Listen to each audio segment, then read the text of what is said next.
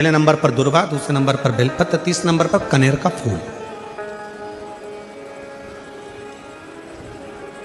कोई अच्छा कार्य करते करते कई माताएं ऐसी होती हैं जो अपने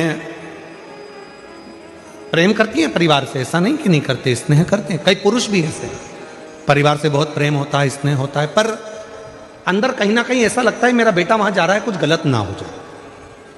कभी कभी ऐसा लगता है कि ये काम होने वाला है और इसमें कुछ गलत ना हो जाए। कई बार शादी पक्की हो रही है, रिश्ता पक्का हो रहा है, या कोई घर में अच्छा कार्य हो रहा है और मन में संशय उत्पन्न हो जाता है कहीं गलत ना हो जाए। मतलब उसके अंदर कहीं नेगेटिविटी आती रहती है, ये वो सोचती रहती है, उसके अंदर एक कुछ ना कुछ ऐसा तत्व चलता रहता है जिससे वो बुद्धि में, विवेक में वो चीज उसके आती रहती है। तो शिव महापुराण में गजासुर की कथा कहती है कि गजासुर ने भगवान शंकर से वर मांगा कि मैं जब आपका भजन करूं, तप करूं, साधना करूं, तो मेरे पास में ये अग्नि मेरे चारों तरफ हो जाए, जिससे मैं आपका तप, आपकी साधना अच्छे से कर सकूं, मैं आपका तप, आपकी साधना आराम से कर सकूं। शिव जी ने वर दे दिया, जब तुम तप करने के लिए बैठोगे, साधना करने बैठोगे, भजन करने बैठोगे, तब तुम्हारे चारों तरफ अग्नि प्रकट हो जाए। जिन माताओं को, जिन भाइयों को, जिन बेटियों को, जिन बेटाओं को, जिन मेरी बुजुर्ग माँ बाप को ऐसा लगता है, अंदर से ऐसा महसूस होता है कि कुछ गलत होने वाला है, कल कुछ गलत होने वाला है, मेरे पति के साथ ये गलत होने वाला है, मेरे बेटे के साथ ये गलत होने वाला है, या मेरे साथ कुछ गलत होने वाला है, जिसकी बुद्धि में केवल नेगेटिवता चलती रहती है, उसको 3 चीजें शंकर भगवान को प्रदोष के दिन अवश्य चढ़ाना चाहिए। क्या क्या चीज? पहले नंबर पर जम के बोलो दुर्वा, दूसरे नंबर पर बेलपत्र, और तीसरे नंबर पर कनेर का फूल। और यदि ऐसा महसूस हो रहा है कि मेरे को स्वप्न भी गड़बड़ा रहे हैं, स्वप्न भी गलत आ रहे हैं, तो मेरा निवेदन रहेगा, जो दुर्वा आपने शिव जी को चढ़ाई है, उस दुर्वा को उठाकर लेकर आ जाना है, और प्रदोष काल में, प्रदोष के समय पर उस दुर्वा को चबा चबा कर खा लेना है, पर तेरी आने वाली विपदा को, तेरे आने वाले दुख को समाप्त कर देगा। वो भले तेरे अकाउंट में पैसा नहीं देगा, याद रखना, दूसरे के यहां नौकरी कर रहे हो तो तुम्हारे बैंक का बैलेंस बढ़ रहा है, पर शिव के दरवाजे की नौकरी कर रहे हो तो तुम्हारी आनंद का बैलेंस बढ़ रहा है। आनंद का वो हाथ में नहीं देगा, पर दुख की घड़ी में वो आकर खड़ा हो जाए, दुख की, तकलीफ की घड़ी में वो आकर खड़ा हो जाए।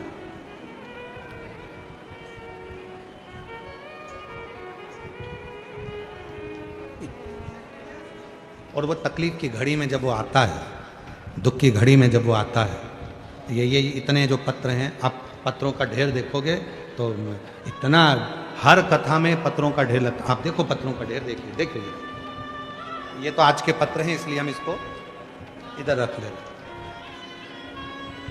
पत्र दो जरा, और बहुत सारे पत्र तो हम पढ़ ही नहीं पाते, पत्र लाइए।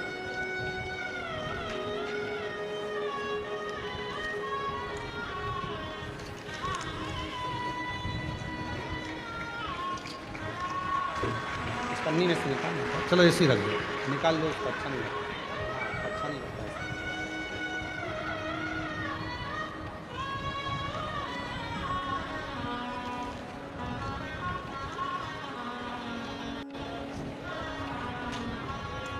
तो एक जन ही खड़े पकड़ दो, एक जन यहीं खड़े रहो पकड़ दो।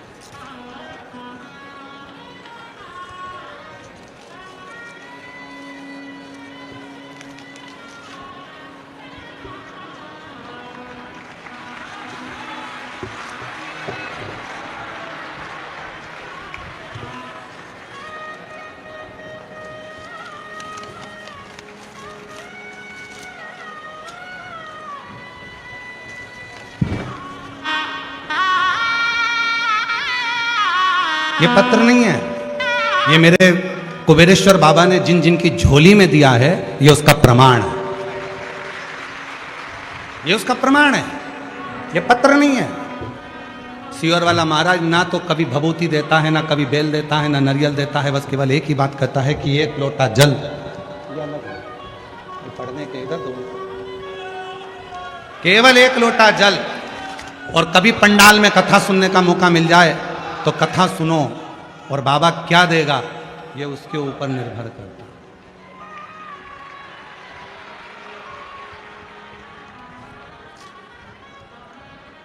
ये पत्र है, और ये पत्र नहीं, ये विश्वास है शिव का, शिव भक्तों का।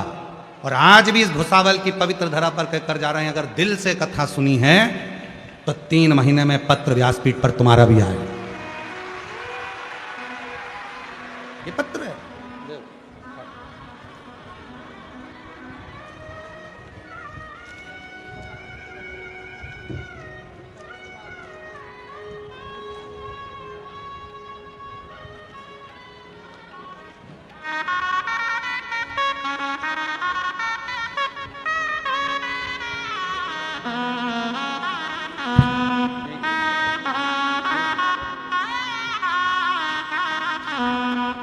जो दिल से मांगोगे वो दिल से देगा, जो दिल से मांगोगे वो दिल से देगा।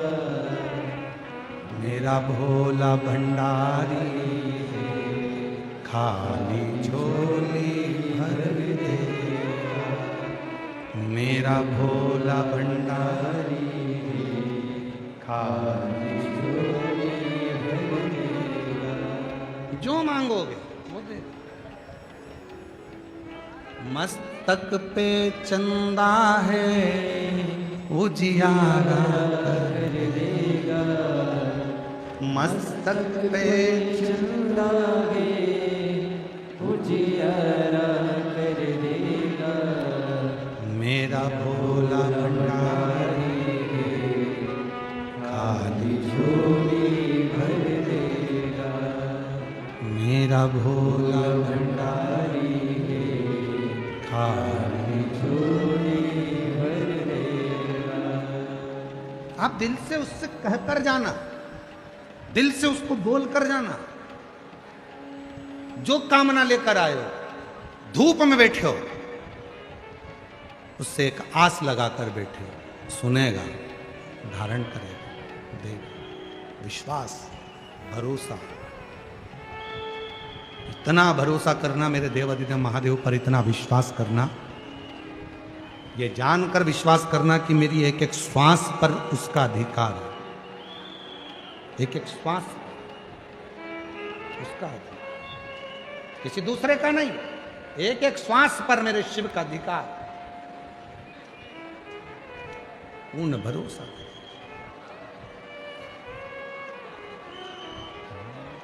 और अब दया करो है भोलेनाथ, मस्त रहूं तेरी मस्ती में। अब दया करो है भोलेनाथ, मस्त रहूं तेरी मस्ती में। अब दया करो है भोलेनाथ, मस्त रहूं तेरी मस्ती में। अब दया करो है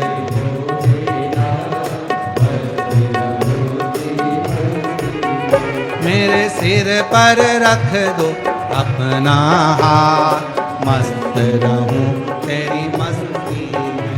मेरे सिर पर रख दो अपना हाथ, मस्त रहूं तेरी मस्ती में। अब दया करो है भोलेनाथ, मस्त रहूं तेरी मस्ती में। अब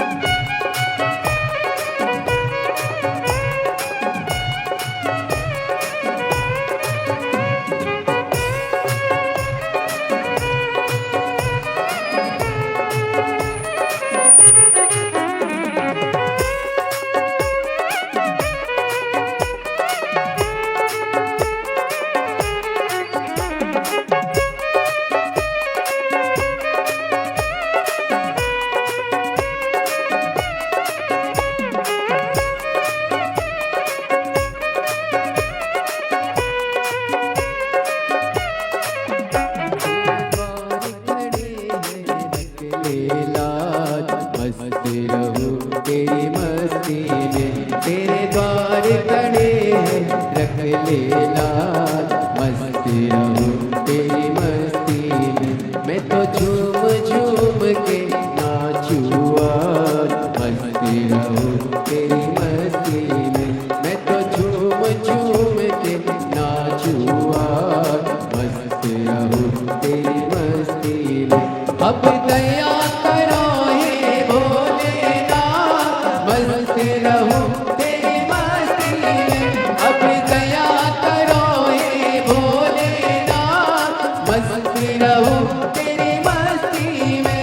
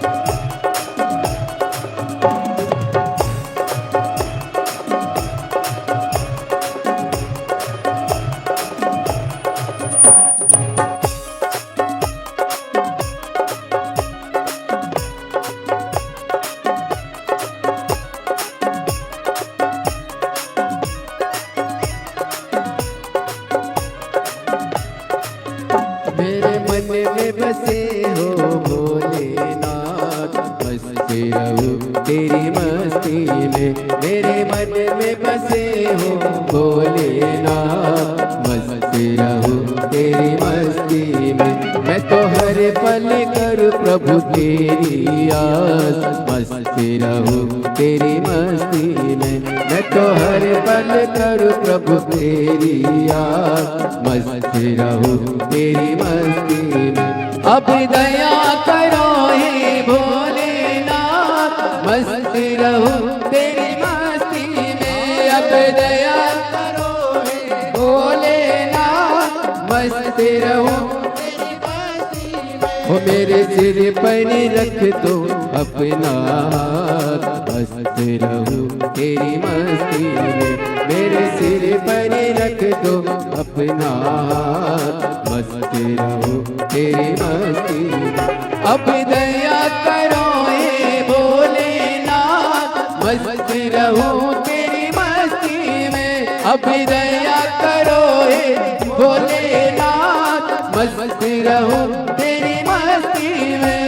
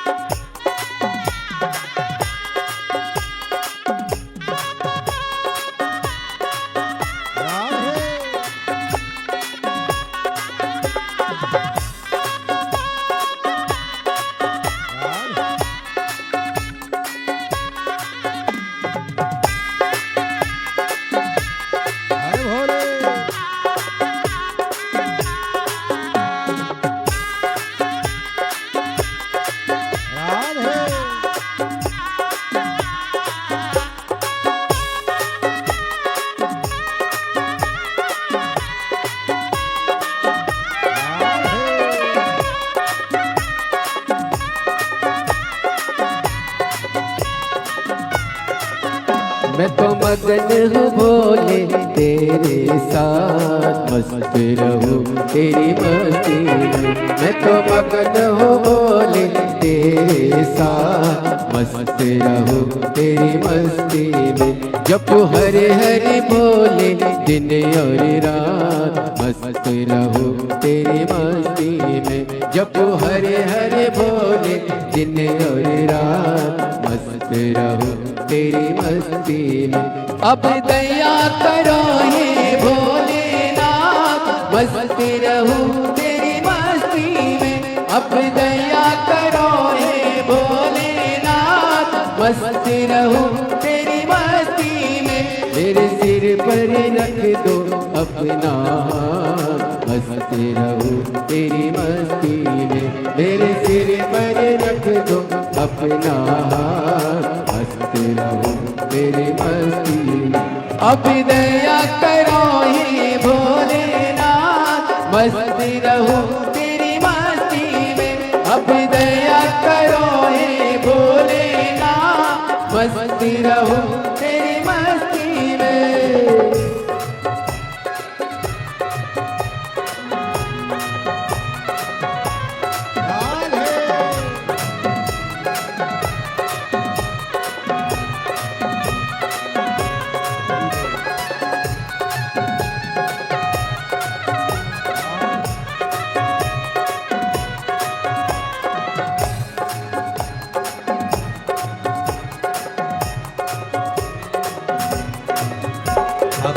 दया करो हे भोलेनाथ, मस्त रहूं तेरी मस्ती में।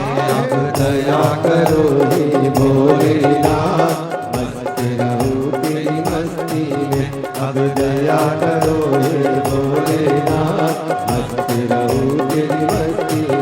अब दया करो हे भोलेनाथ, मस्त रहूं तेरी मस्ती में। अब दया करो हे भोलेनाथ, मस्त रहूं तेरी मस्ती में। महादेव। अपने स्थान पर बैठकर बाबा देवज्ञ महादेव को अपने मन का भाव करिए, हृदय से प्रार्थना करिए, निवेदन करिए, विनय करिए, विनती करिए। जहाँ जगह मिले वहाँ बैठकर बाबा को अपने मन का भाव करें, हृदय से प्रार्थना करें। आज कथा की शिवरात्रि है, बहुत दूर दूर से आप लोग आए हैं। बाबा को अपने मन का भाव कहने, दिल से प्रार्थना करें, निवेदन करें, विनती करें, विनय करें। कथा की शिवरात्रि है, जहाँ जगह मिले वहाँ बैठकर बाबा को अपने मन का भाव कहिए, प्रार्थना करिए। ये कथा जो 16 मार्च तक भुसावल में चल रही है, कल सुबह 8 बजे से 11 बजे तक, कल सुबह 8 से 11 बजे तक कथा हो जाएगी। टीवी पर दोपहर में 2 बजे से 5 बजे तक कथा का रसपान श्रवण करेंगे। फिर 20 मार्च से प्रेशर बढ़ा, अंदर का प्रेशर नहीं आ रहा है। 20 मार्च से 26 मार्च तक जयपुर राजस्थान में शिव महापुराण की कथा 1 बजे से 4 बजे तक रहेगी। फिर 30 मार्च से 5 अप्रैल तक, 30 मार्च से 5 अप्रैल तक आरणी यवतमाल में शिव महापुराण की कथा रहेगी। फिर 8 अप्रैल से 14 अप्रैल तक, प्रेशर नहीं आ रहा है, 8 अप्रैल से 14 अप्रैल तक भीलवाड़ा राजस्थान में शिव महापुराण की कथा रहेगी। फिर 17 अप्रैल से 23 अप्रैल तक दिल्ली में शिव महापुराण की कथा रहेगी। जो जहाँ बैठे हैं वहीं बैठकर बाबा को अपने मन का भाव कहेंगे, प्रार्थना करेंगे, निवेदन करेंगे। बाबा को शंभु शंभु शंभु शंभु शंभु, बाबा को अपने मन का भाव कहें, प्रार्थना करें, निवेदन करें, विनय करें, विनती करें। हृदय से बाबा को पुकारें, दिल से बाबा को अपने मन का भाव करें, प्रार्थना करिए, निवेदन करिए, विनय करिए। साथ में बोलिएगा, प्रार्थना करिएगा। सभी लोग साथ में बाबा को अपने मन का भाव करेंगे, हृदय से प्रार्थना करिएगा। सभी लोग साथ में बोलिएगा।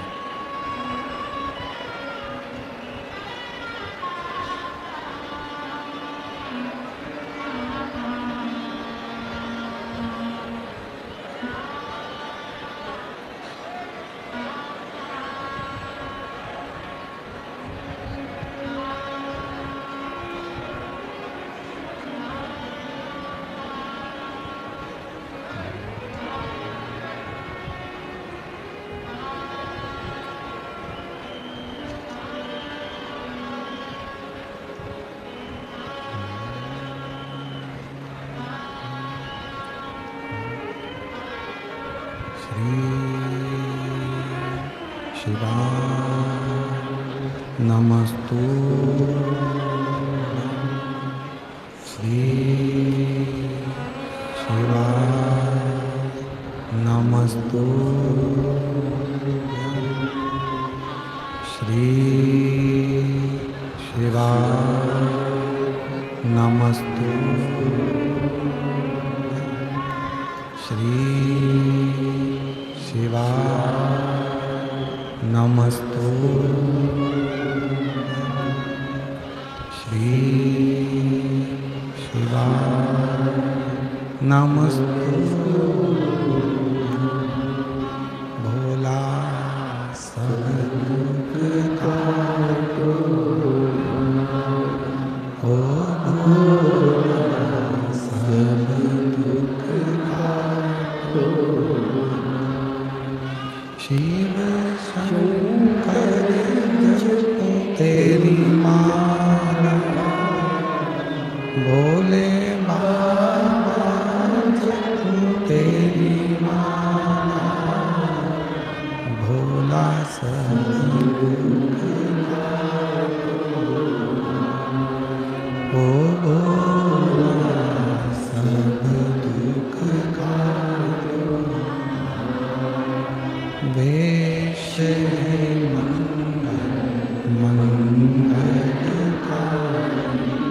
वेश है मंगलकारी शमशान वासी शमशान वासी ओ भोला सब ओ भोला सब दुख काटो।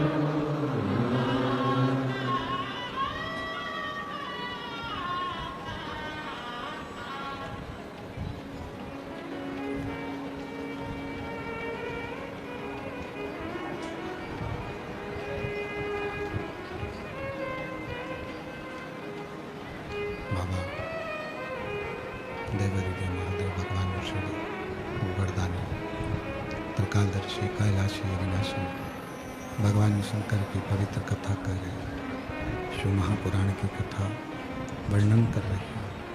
भगवान देवादित्य महादेव का पवित्र चरित्र कर रहा है, शिव तत्व कह रहा है, बाबा की पवित्र कथा कर रहे हैं, शिव महापुराण की कथा वर्णन कर रहे हैं। भोला शंभू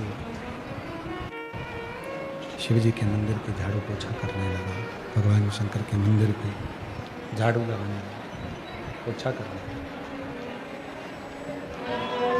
शिव मंदिर की झाड़ू लगाता है। ठीक है बेटा।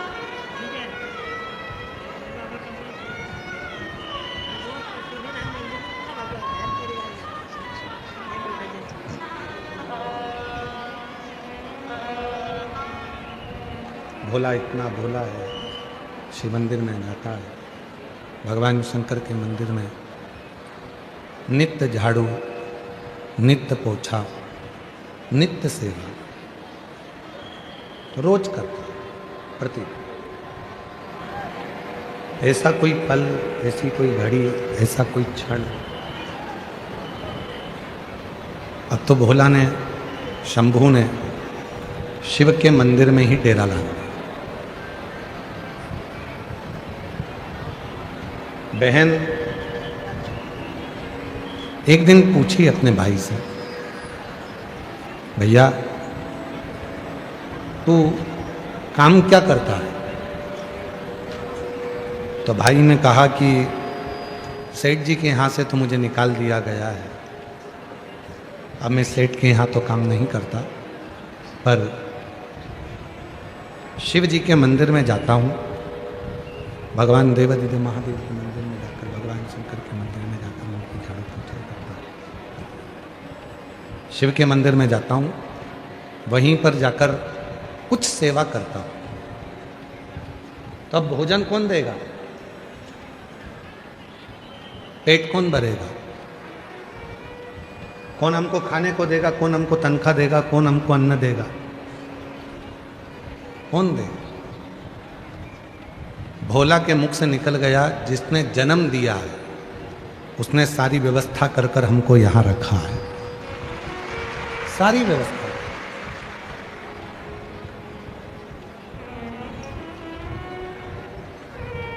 उसी से कहें, किसी दूसरे को तो कह नहीं सकते।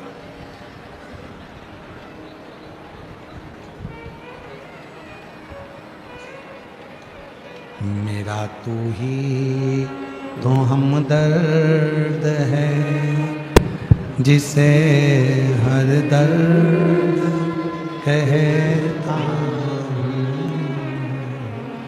मेरा तू ही तो हमदर्द है, जिसे हर दर्द कहता हूँ। दुनिया के आगे चुपचाप, दुनिया के आगे प्रभु चुपचाप मेरा तू तो हमदर्द, जिसे हर दर्द कहता हूँ। शंभू तू ही तो हमदर्द है, जिसे हर दर्द। किससे कहें हम? उससे ना कहें जब परमात्मा के सामने जाकर कहेंगे। दुनिया के लोगों को लगता है कि शिव जी को एक लोटा जल चढ़ाना, मंदिर जाना, ये थोड़ा सा दुनिया के लोगों को लगता है कि कठिन है, पर शिव महापुराण की कथा कहती है, भगवान शंकर का चरित्र कहता है, जो शिव जी के मंदिर में जाकर एक लोटा जल समर्पित करता है, वो अपने दिल की बात अपने देव अधिदेव महादेव से हृदय से कहता है। केवल जल जल नहीं है, एक लोटा जल सारी समस्या का हल है। केवल जल नहीं है, ये तुम्हारा कल बदलेगा। केवल जल नहीं है, तुम्हारा आने वाला कल, शिव को चढ़ाया गया जल एक दिन आने वाला कल बदलेगा जब, और उस दिन तुमको समझ में आएगा कि हमने भगवान को एक लोटा जल चढ़ाया तो उसका फल कितना फल है, उसका लाभ कितना मिलता है, ये उस दिन समझ में आएगा।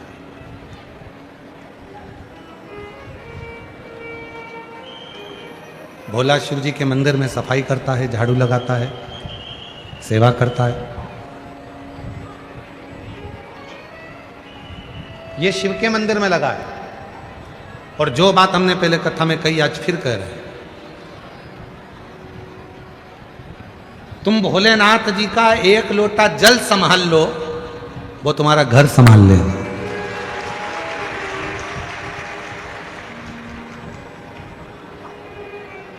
तुम एक लोटा जल संभाल लो, तुम बाबा का एक लोटा जल संभालो, बस उसके मंदिर जाना चालू कर दो, वो तुम्हारा घर संभाल लो।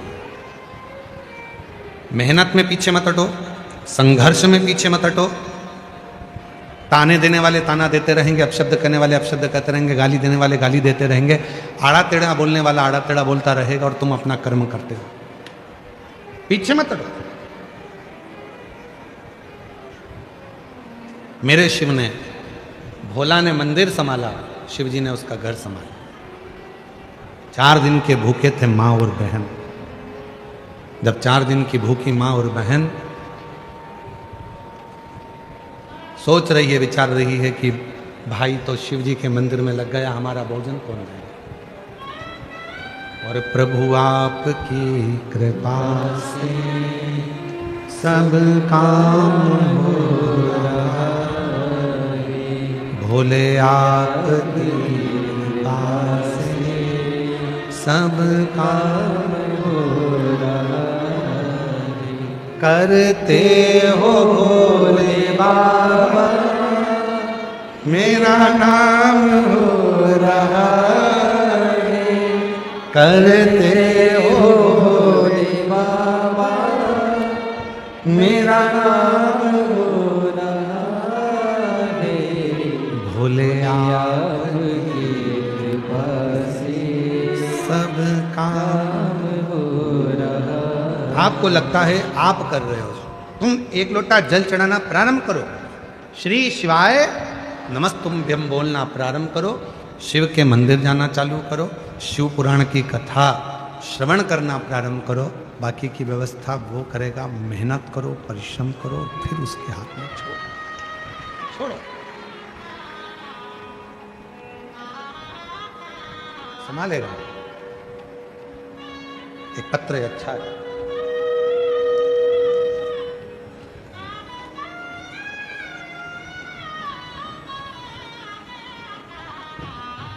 मैं सो मालती बाई सुतार, रसलपुर तहसील रावेर जिला जलगांव, मेरा मोबाइल नंबर ये है। गुरुजी एक लोटा जल सारी समस्या का हल। जिनके पत्र पढ़े जाते हैं अगर वो बैठे हों तो हाथ हिला सकते हैं या आ सकते हैं। मैं सो मालती बाई सुतार, रसलपुर तहसील सावेर जिला जलगांव, मेरा मोबाइल नंबर ये है। आप कहते हैं एक लोटा जल सारी समस्या का हल। मेरी बेटी कुंवारी दीपाली सुतार 2021 से सरकारी नौकरी की तैयारी कर रही थी, लेकिन कुछ भी अंकों से उसका रिजल्ट रुक जाता था। फिर मेरी बहन ने कहा सीहोर वाले बाबा की कथा टीवी पर आती है तो सुना कर, और जो उपाय बताते हैं वो करा कर। फिर हमने कथा सुननी चालू की और मेरी बेटी ने पूरी श्रद्धा के साथ पशुपति व्रत किया और एक लोटा जल नियम से शुरू किया। बेटी आपके कहे अनुसार बाबा पर अटूट विश्वास रखने लगी, मेहनत करने लगी। आप कहते हो कि अपनी मेहनत को 4 गुना करो। मेरी बेटी ने कह दिया अब सीहोर वाला बाबा बोला है तो इतना पढ़ूंगी और इतनी मेहनत करूंगी कि रिजल्ट अच्छा आएगा। और मेरी आर्थिक स्थिति भी ऐसी नहीं थी कि मैं उसे आगे पढ़ा सकूं, और हमारी कई पीढ़ियों में किसी को भी गवर्नमेंट जॉब नहीं थी। पर भोले बाबा की ऐसी कृपा हो गई कि 26/7/2024 को पटवारी के पद पर मेरी बेटी का सिलेक्शन हो गया। आज मैं बाबा को यहाँ धन्यवाद देने के लिए आई हूँ, मेरी बेटी पटवारी बन गई। अगला पत्र है, मेरा नाम सो जनाबाई जयराम कुम्हार, मैं उत्तरायण तहसील एरोंडोल जिला जलगांव की रहने वाली हूँ, मेरा मोबाइल नंबर ये है। बाबा मेरा बेटा सरकारी नौकरी के लिए बहुत प्रयास करता था।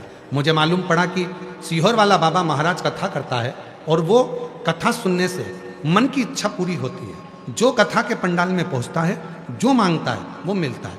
फिर मैंने टीवी के माध्यम से कथा सुनना प्रारंभ किया। मेरी बहुत इच्छा थी कि मैं पंडाल में बैठकर कथा सुनूं और मेरे बेटे के लिए कुछ मांगूं। तो मैं जलगांव चली गई। जलगांव में बड़नगरी फाटा पर कथा हो रही थी। मैं वहाँ बैठी और बाबा से प्रार्थना करी और बाबा की कृपा ऐसी हुई कि मेरे बेटे ने SSC GD की परीक्षा पास कर ली और मेरे बेटे का BSF सीमा सुरक्षा बल में नियुक्त हो गया। उसका मैं फोटो भी लगा रही हूँ, कहीं बैठी हो तो आ सकती हैं। अगला पत्र है, मेरा नाम सो किरण चंद्रशेखर धुले, मेरे पति का नाम चंद्रशेखर धुले, मैं अमरावती महाराष्ट्र से हूँ। गुरुदेव 2004 में मेरे पति के नौकरी के लिए 16 सोमवार का व्रत किया, पशुपति व्रत किया और शिवजी की कथा टीवी पर सुनना प्रारंभ करी। बाबा ने ऐसी कृपा कर दी, मेरे पति की सरकारी नौकरी ST में महामंडल में लग गई। फिर मैंने अपनी बेटे ने इंजीनियरिंग कर रखा था, उसके लिए भी मैंने नौकरी के लिए करा। बेटे की प्राइवेट नौकरी लगी पर उसका मन नहीं लगा। जब मन नहीं लगा तो उसने फिर नौकरी को छोड़ा और सरकारी नौकरी को तैयारी करी। आप कहते हो मेहनत 4 गुना कर, मेरे बेटे ने आपका कहना मानकर मेहनत को 4 गुना करा और बाबा की कृपा से उसका गवर्नमेंट बैंक में सरकारी नौकरी लग गया। फिर मेरी बेटी के लिए मैंने बेटी एग्जाम दे रही थी, क्लियर नहीं हो रहा था और बेटी ने भी फिर पढ़ाई दम से करी और बाबा की कृपा से उसका भी सिलेक्शन गवर्नमेंट बैंक में हो गया।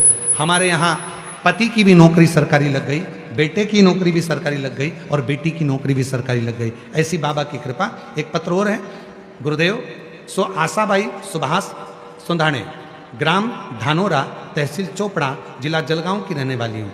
मेरी पोती कुमारी गायत्री भागीरथ सब को नीट की परीक्षा देती थी, क्लियर नहीं होता था। मेरी बेटी को किसी ने, सहेली ने बताया, सीहोर वाला बाबा कथा कहता है, अगर पंडाल में जाकर मांगा जाए और वहाँ की मिट्टी लाई जाए तो कार्य होता है। मेरी दादी को मुझे जाने को कहा और मैं पहुँच गई और पंडाल में बरहानपुर में जाकर मैंने विनती करी, वहाँ मिट्टी को नमन किया और बाबा से कहा मेरी पोती का सिलेक्शन नीट एग्जाम में हो जाए। आज बाबा को धन्यवाद देती हूँ कि मेरी बेटी डॉक्टर बन रही है और बाबा की कृपा से डॉक्टर की पढ़ाई कर रही है। मेरी बेटी ने नीट क्लियर कर लिया। मैं बाबा को यहाँ धन्यवाद देने के लिए आई हूँ। अगला पत्र है, मैं पंडरी बिराजदार गांव खरोसा तहसील ओसा जिला लातूर महाराष्ट्र से हूं। गुरुदेव, मेरा बेटा 3 साल से सरकारी नौकरी की तैयारी कर रहा था, लेकिन नौकरी नहीं लग रही थी। तब भोलेनाथ ने मेरे बेटे को, बाबा ने ऐसी कृपा करी, उसने जल चढ़ाना प्रारंभ करा और बाबा की कृपा से आज मेरा बेटा इंडियन आर्मी टेक्निकल के पद पर नियुक्त हो गया। मैं बाबा को यहाँ प्रणाम करने के लिए आई हूँ। ऐसे ढेर पत्र शिव के हैं, ढेर पत्र। कितना विश्वास!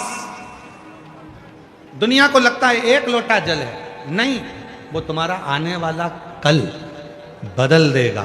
वो एक लोटा जल तुम रोज मंदिर जाओ, रोज बाबा को चढ़ाओ, दिल से प्रार्थना करो, विनय करो, निवेदन करो। जब बाबा से आप दिल से प्रार्थना करोगे, निवेदन करोगे, तो बाबा सुनेगा जी, सुनता जी।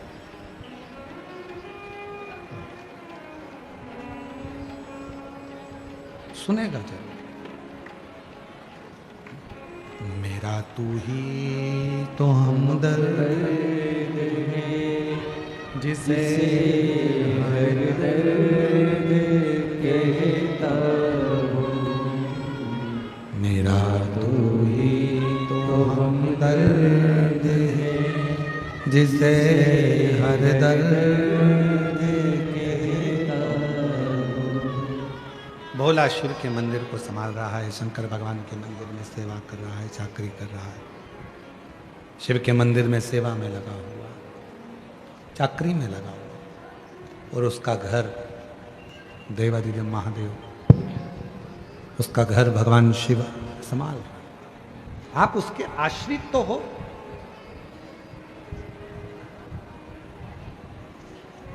कहना सरल है, हम तो बाबा के भरोसे चलते हैं, पर विश्वास पक्का कर कर देखो, हम बाबा के भरोसे चलते हैं। दृढ़ी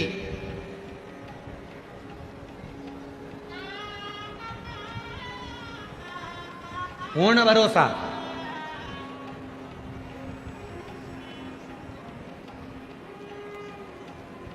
सीहोर वाले महाराज को सुनने के लिए नहीं आए हो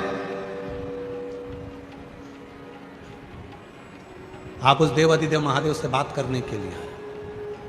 सीहोर वाले महाराज को सुनने के लिए तो तुम टीवी के सामने भी बैठ सकते हो, पर पंडाल में यदि आए हो तो अपने बाप से, अपने पिता से, अपने दिल की बात कहने के लिए आए हो, अपने मन की बात कहने के लिए, अपने बाप से शंभू, अपने बाप से, अपने पिता से मन की बात कहने के लिए, हृदय की बात करने के लिए, अपने बाबा से अपने मन की बात करने के लिए।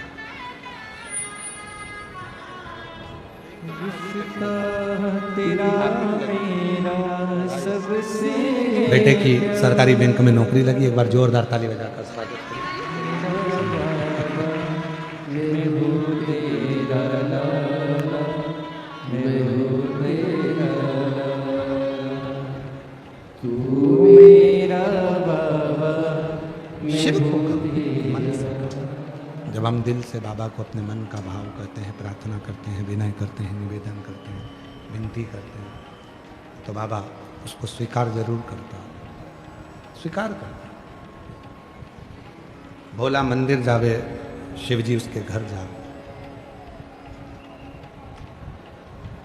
एक भिक्षुक का रूप रख लिया मेरे भोलेनाथ ने, और भिक्षुक का रूप रखकर मेरे भोले बाबा भोला के घर पर पहुंच गए। जिस थाली में भोजन लेकर आई थी बहन, उसी थाली को ऐसा कर दिया मेरे भोलेनाथ ने कि वो थाली खाली ही नहीं होती है और भंडार भरती चली जाती है। शिव उदार है। चंद्रदेव उसको समझ नहीं पाए थे, शिव उदार है, चंद्रदेव उसको समझ नहीं पाए।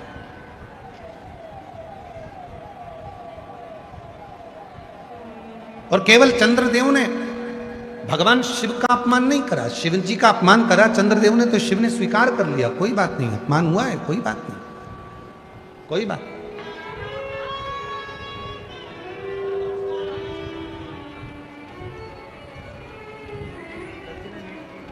आप ही ने क्लियर करा,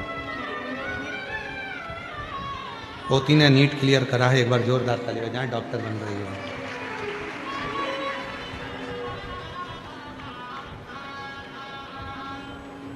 चंद्रदेव शिवजी का अपमान करे भरी सभा में, तो भगवान शंकर ने फिर भी स्वीकार किया, कोई बात नहीं है, अपमान किया है, कोई दिक्कत नहीं है, हो गया।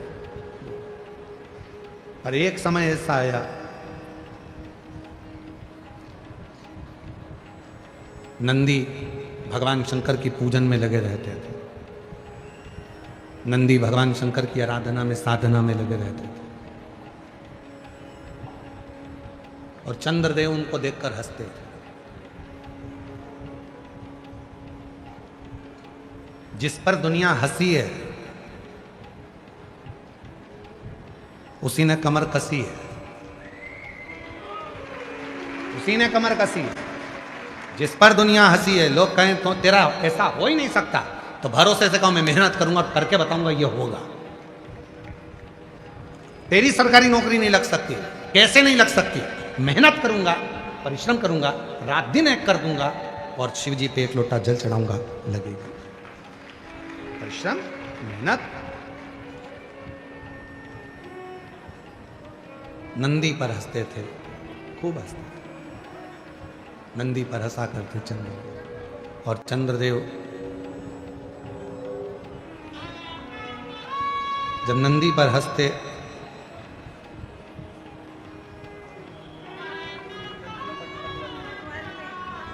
बेटी पटवारी बनी है, एक बार जोरदार ताली बजाकर स्वागत करिए।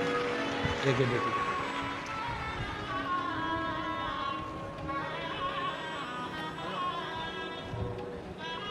चंद्रदेव नंदी पर हंसते थे, नंदी भगवान शिव की साधना में, नंदी भगवान शंकर की आराधना में लगा। एक दिन चंद्रदेव कभी भी नंदी के सामने नहीं रहे, कभी भी। पर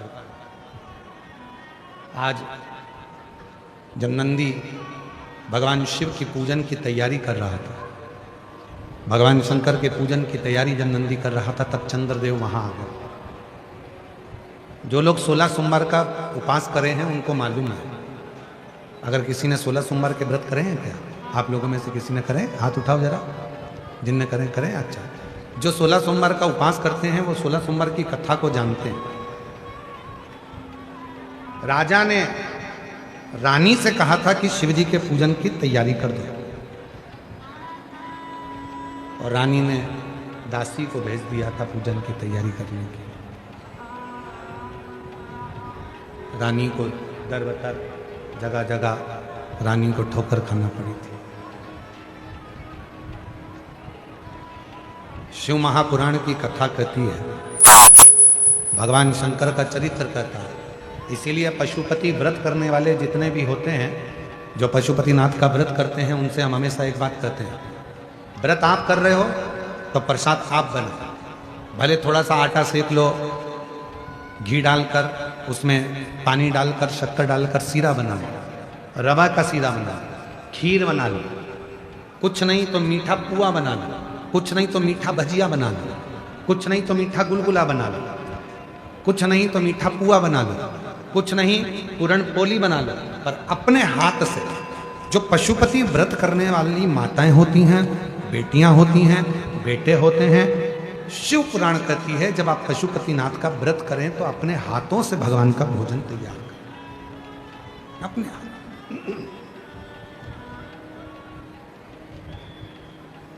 पूजा की थाली लगाएं, अपने हाथों से भोजन तैयार करें, पूजा की थाली लगाएं, भोजन तैयार कर कर अपने हाथों से करें।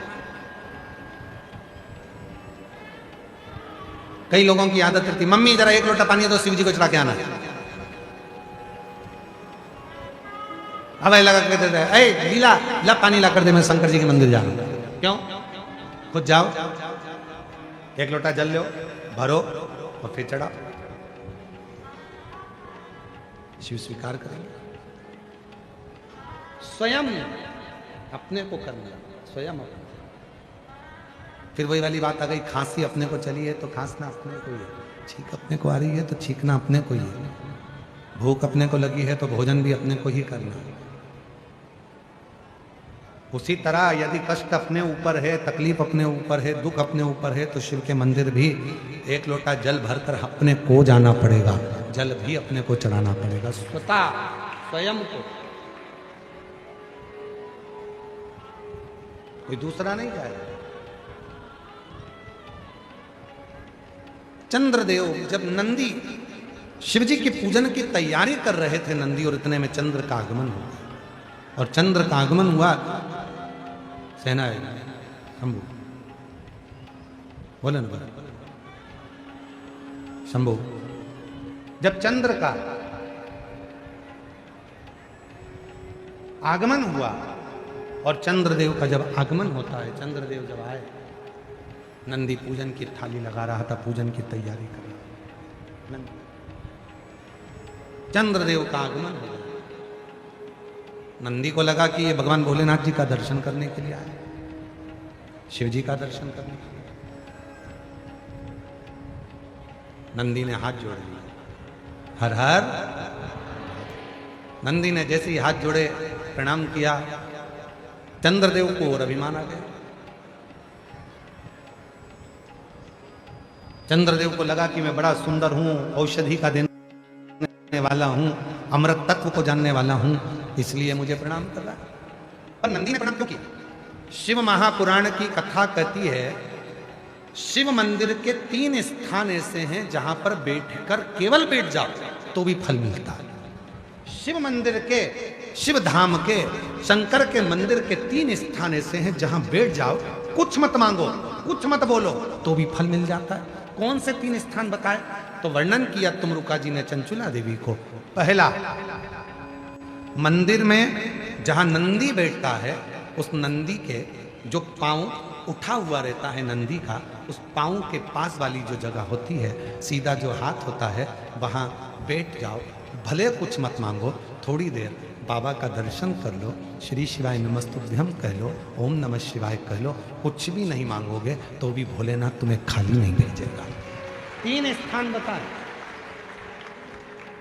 3 स्थान बताए। पहला स्थान है नंदी के पास, जो चरण उठाए, चरण उठा मतलब नंदी उस चरण के माध्यम से आपके कष्ट को मिटाने के लिए शिव को बिठाकर तुम्हारे दरवाजे तक लाए।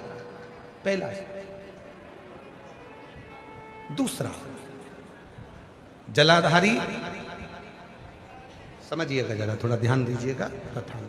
जैसे ये शिवलिंग है, ये जलाधारी है गोल, ये पानी जहां से बहकर जाता है, जहां से भी बहकर जा रहा है, आपको उससे मतलब नहीं, बस जलाधारी जो पानी बहकर जा रहा है, इस जलाधारी के ठीक विपरीत दिशा में, उत्तर में पानी बह रहा है तो दक्षिण में आप बैठे। ये जलाधारी जिस साइड बह रही है उसी ओर मुख कर कर आपको इधर बैठना है, इधर मुख कर कर, शिवलिंग की ओर मुख कर कर। ये दूसरा स्थान बताया। ये जो स्थान है, ये माता लक्ष्मी का स्थान, ये जो स्थान है कुबेर का स्थान, ये जो स्थान है सारी सिद्धियों का स्थान है, अष्ट सिद्धि नवनिधि इसी स्थान पर बैठकर भगवान शंकर से वर प्राप्त करते हैं। ये वो स्थान है जहां बैठकर आप कोई मंत्र भी नहीं पढ़ोगे, कुछ बोलोगे भी नहीं, बैठने पर ही आपको फल की प्राप्ति होना प्रारंभ हो जाती है। ये दूसरा स्थान स्वयं तुमरुका जी ने चंचुला देवी को कहा, ये 2 स्थान। और शिव मंदिर का तीसरा स्थान, भगवान शंकर के मंदिर का तृतीय स्थान कहा गया। तीसरा स्थान, जब हम मंदिर से बाहर निकले और उस मंदिर से, या ओटला हो या कोई मंदिर है कोई, इसलिए हमने देखा है कुबेरेश्वर धाम पर लोग आते हैं तो कुबेरेश्वर धाम का जो गेट होता है ना, अब तो कुबेरेश्वर धाम का 1 2 3 4 5 6 गेट हैं अब कुबेरेश्वर धाम पर। तो 6 गेट में से जो एक गेट पहले नंबर, दूसरा नंबर, तीसरा नंबर, 4 नंबर, 5 नंबर, जिस भी गेट में से लोग अंदर आते हैं, उस गेट में से अंदर आते हैं तो सबसे पहले गेट पर दंडवत करते हैं। गेट पर दंडवत करें, वहां सोकर प्रणाम करें, 4-5 दंडवत करते हुए चले जाएंगे। कई लोगों की ऐसी आदत रहती है चौराहे पे से दंडवत करते आते हैं। कई लोगों की ऐसी आदत रहती है कि वो सीहोर के रेलवे स्टेशन पर उतरेंगे और 11 किलोमीटर तक दंडवत करते हुए जाएंगे। सबका अपना बात।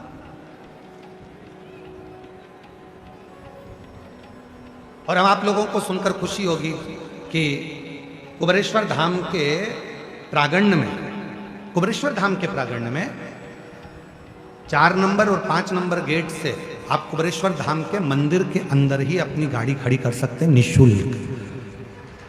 पार्किंग का कोई पैसा आपको देना नहीं, मंदिर के अंदर ही गाड़ी जाती है। बस आपको 4 नंबर 5 नंबर गेट पे पहुंचना है और वहां से मंदिर को अंदर गाड़ी को प्रवेश करो।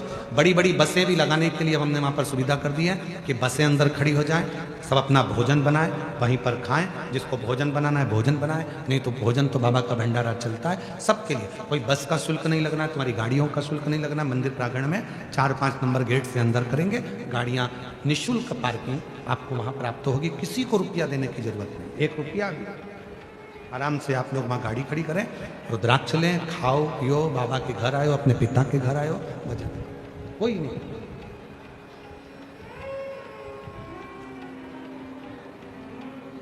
शिव तत्व तो हमने देखा है कि कई लोग दरवाजे से दंडवत करते हैं। तीसरा स्थान तुमरुका जी चंचूला देवी को बता रहे हैं कि तीसरा स्थान ऐसा है भगवान शंकर के मंदिर का द्वार।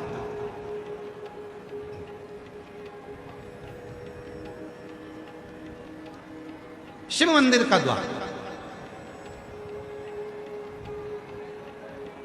और जो भगवान शंकर के मंदिर के द्वार के बाहर, द्वार से जैसे दरवाजे से थोड़ा सा बाहर निकलकर यदि आप शिव मंदिर की ओर मुख कर आप 2 क्षण के लिए भी बैठते हैं, कोई मंत्र नहीं बोलते, कोई साधना नहीं करते, कोई व्रत नहीं करते, तो भी शिव आपको उसका फल देता जरूर है।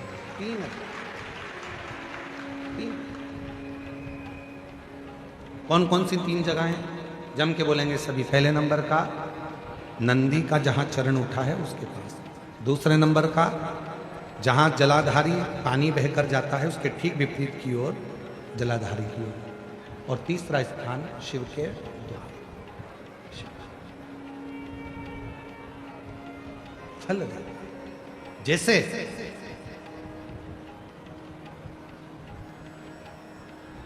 एक नारी के गर्भ में अगर कोई गांठ पड़ जाती है, चेस्ट में गांठ आ जाती है, कोई पुरुष कोई नारी को अगर शरीर में कहीं पर भी गठान हो जाती है, कहीं पर भी गांठ पड़ गई, डॉक्टर को दिखाने जा रहे हो और मन में भ्रम उत्पन्न हो रहा है कोई बीमारी ना लग गई हो, शरीर में कहीं पर भी गांठ हो जाए, कहीं पर आप प्रयास करो। शिव मंदिर के जब पूर्णिमा का दिन हो, प्रदोष का दिन हो, सोमवार की अष्टमी का दिन हो, सोमवार का दिन हो, चंद्रमा की रोशनी जब शिखर पर पड़ रही है और उस शिखर की छाया जहां पड़ रही है उसी जगह पर बैठकर एक बेलपत्र शिव पर चढ़ी हुई चबा चबा कर रात्रि के समय उसको खाना प्रारंभ कर दो। 3 या 4 प्रदोष, 3 या 4 सोमवार, 3 या 4 पूर्णिमा आप करोगे, शरीर की गांठ धीरे धीरे गलना प्रारंभ हो जाएगी और शरीर में गांठ नहीं होगी, वो रोशनी। और इसका प्रताप यहां वर्णन किया गया है। देखिए शिव महापुराण की कथा में स्वयं नंदी जब भगवान शंकर के पूजन की तैयारी कर रहे थे और चंद्रदेव का आगमन हुआ, चंद्र को प्रणाम किया, चंद्रदेव के अंदर अभिमान आ गया कि मुझे प्रणाम कर रहा है, नमन कर रहा है। किसी किसी को लगता है प्रणाम करो तो उसको लगता है कि मुझे प्रणाम करना है, मुझे जगह दी गई है, मुझे स्थान दिया गया है। ना, प्रणाम किया बड़े के नाते, सम्मान के नाते। चंद्रदेव ने पूजा की थाली को देखा और देखकर पूजा की थाली को चंद्रदेव ध्यान नहीं दिए और चंद्रदेव नंदी को कुछ अपशब्द कहने लगे। अपशब्द कहते हैं तो नंदी का दिल रोता है भीतर से। शिव भक्त का हृदय यदि रोता है तो उसका दंड व्यक्ति को भोगना ही पड़ता है। अब चंद्रदेव नंदी को अपशब्द कहकर चले गए, पूजा की थाली को लांग कर चले गए। अब चंद्र की स्थिति जो गई, चंद्रदेव अपने ससुराल में गए और दक्ष प्रजापति ने चंद्र को काया का रोग दे दिया। काया का रोग, शरीर में एक ऐसा रोग लग गया काया का कि वो छूटता नहीं, छूटता।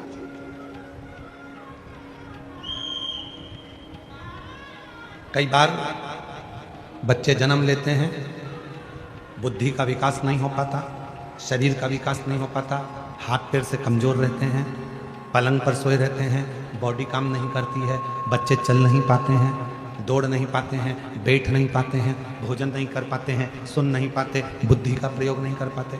उनके लिए ये चंद्रशेखर शिव महापुराण की कथा कर रही है। डॉक्टर का इलाज करवाओ, डॉक्टर शिव का रूप है, वो जैसा बताएं वैसा भी करो, पर साथ में एक चावल का दाना, एक सफेद दुर्वा, दूबा में ही बगीचे की दुर्वा जो लगती है, उस दूब में ही एक सफेद दुर्वा भी लगती है, सफेद दुर्वा, एक चावल का दाना, एक सफेद दुर्वा और एक कनेर का फूल, ये तीनों शिव जी के मंदिर में प्रदोष के समय पर चढ़ाना प्रारंभ करिए। दुर्वा लेकर आ जाओ, चाने का जो चावल का दाना है वो लेकर आ जाओ, चावल के दाने को पीस लो, चावल के दाने को पीस लो और पीस के उसमें दूध का लेपन, थोड़ा सा 2 बूंद दूध का, गाय का दूध मिल जाए तो उसका लेपन कर कर बच्चे के हृदय पर त्रिपुंड उसी चावल के दाने के दूध का लेपन करें। और जो दुर्वा लेकर आए हो उसको पीस कर जो उसको भोजन देते हो उस भोजन में मिलाकर उसको खिलाइए। धीरे धीरे बच्चे का आप देखेंगे कि वो खुद उठने का प्रयास करेगा, हाथ पर चलने का प्रयास करेगा, बुद्धि काम करना प्रारंभ करेगी और बच्चा एकाग्र चित्त का होता चले जाएगा, विवेक का। कुछ प्रदोष कर देखिए, कुछ। और ध्यान रखें, प्रैक्टिकल जरूर करें, प्रैक्टिकल का जमाना है, बिना प्रैक्टिकल के काम नहीं चलता। प्रयास आपको करना है, अपने कपड़े की बटन अपने को लगाना है, अपना भोजन अपने को करना है, अपनी खांसी अपने को खांसना है, अपनी छींक अपने को छींकना है, अपना सिर दुखे तो गोली भी अपने को खाना है, तो व्यवस्था भी आपको करना है, करना आपको।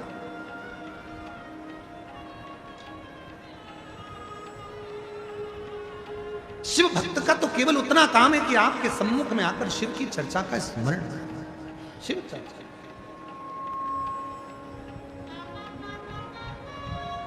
शिव कथा का, भगवान शंकर का चरित्र का।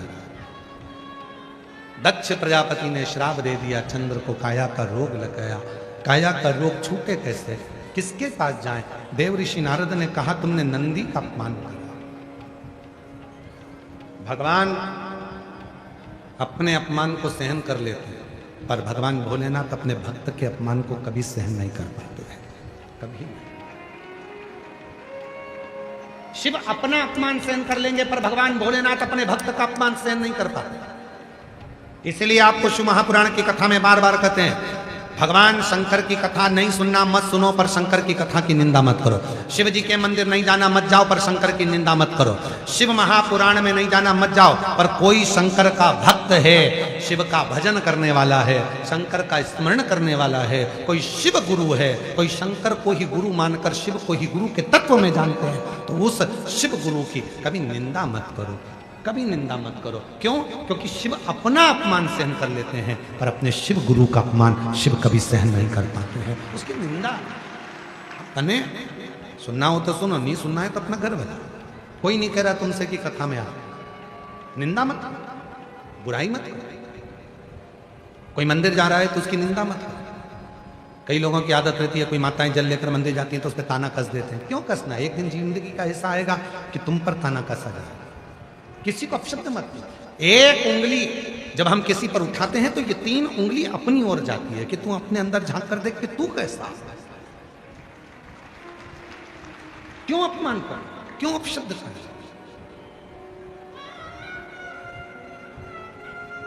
महाराज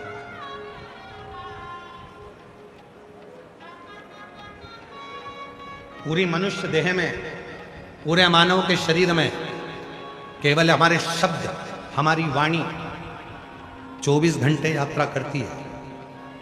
मानव के शरीर में केवल हमारा शब्द, हमारी वाणी ऐसी है जो 24 घंटे यात्रा करती है। शब्द, इसलिए कहते हैं वाणी ऐसी बोलिए जो मन का आपा खोए। 4 ताले में बंद हो जाओ और 4 ताले में बंद होकर भी तुम कुछ बोलोगे तो तुम्हारे शब्द बाहर निकलकर आ ही जाएंगे और लोगों के कानों तक पहुंच जाएंगे। पति पत्नी अपने कमरे में बैठकर भी बात करेंगे तो वो बात अपनी बहू तक पहुंच ही जाएगी, बेटे तक पहुंच ही जाएगी। बहू बेटा अपने कमरे में बैठकर बात करेंगे तो वो बात सास तक पहुंच जाएगी। कोई नहीं है, कमरे की आवाज भी बाहर नहीं जाती है, कोई नहीं सुनता, फिर भी वो शब्द चलते हैं। हमारे मुख से निकले हुए शब्द यात्रा करते हैं। कथा हम यहाँ बाँच रहे हैं भुसावल में, पर यह कथा जिसने नहीं भी सुनी होगी तो भी एक ना एक दिन ये शब्द चलकर किसी के भी माध्यम से पहुंचेंगे, लोगों के कान तक पहुंच ही जाते हैं। शब्द चलते हैं, शब्द यात्रा करते हैं, वाणी यात्रा करती है, शब्द चलते हैं और ये वो यात्रा करते हैं। शब्द यात्रा, वाणी यात्रा करती है। इसलिए निवेदन है, सास से भी निवेदन है, बहू के लिए कोई भी शब्द बोलो वो बहू तक पहुंचेगा एक ना एक दिन। बहू से निवेदन है, तुम सास के लिए कितना भी मायके में जाकर बोल दो, अपनी मम्मी के सामने जाकर बोल दो, फिर भी वो शब्द एक ना एक दिन तेरी सास के सामने जरूर आएगा। वो शब्द घूमता है, आता है और तुम्हारे सामने पहुंचता है। तो क्यों बोले हम आड़ा टेढ़ा, क्यों बोले हम अपशब्द? अरे मत बुरे कर्म कर बंदे वरना पछताएगा, भगवान की आंखों से तू बच नहीं पाएगा, तू बच नहीं पाएगा। अरे ओ अज्ञानी मत करना। शब्दों को छोड़ने से पहले विचार करें। जब सीहोर में गुरु पूर्णिमा का महोत्सव होता है, साल में एक ही दिन होता है जिस दिन गुरु दीक्षा हम देते हैं, बाकी के पूरे वर्ष गुरु दीक्षा नहीं देते। एक ही दिन होता है गुरु पूर्णिमा का दिन, उसके 7 दिन पहले शिव पुराण की कथा होती है, गुरु पुराण की कथा होती है, शिव गुरु कथा चलती है। जब उसमें गुरु पूर्णिमा के समय पर शिव भक्त सीहोर पहुंचते हैं, कथा श्रवण करते हैं, तो हम उनसे एक ही बात कहते हैं, आप आए हो कथा सुनने का, पर शिव गुरु की बात अपने अंदर उतार कर लेकर जाना कि अपने अंदर की जितनी बुराइयां हैं उसको त्याग, कुछ अच्छा ग्रहण कर, कुछ अच्छा लें अपनी जिंदगी, तो कथा में आना सार्थक है। चंद्रदेव को काया का रोग लगा, चंद्रदेव नारद जी के पास गए, नारद जी ने नंदी के पास भेजा। वापिस चंद्रदेव को घूमकर नंदी के पास आना पड़ा और नंदी से प्रार्थना करना पड़ी, मेरा रोग कैसे मिटेगा। नंदी ने कहा, सुन चंद्र, तूने शिव का अपमान भरी सभा में करा था, शिव ने सह लिया, पर शिव भक्त का अपमान कभी शिव सहते नहीं है, इसलिए तुझे ये रोग हुआ है, शिव की साधना कर। नंदी ने पूजन का विधान बता दिया, पूजा कर।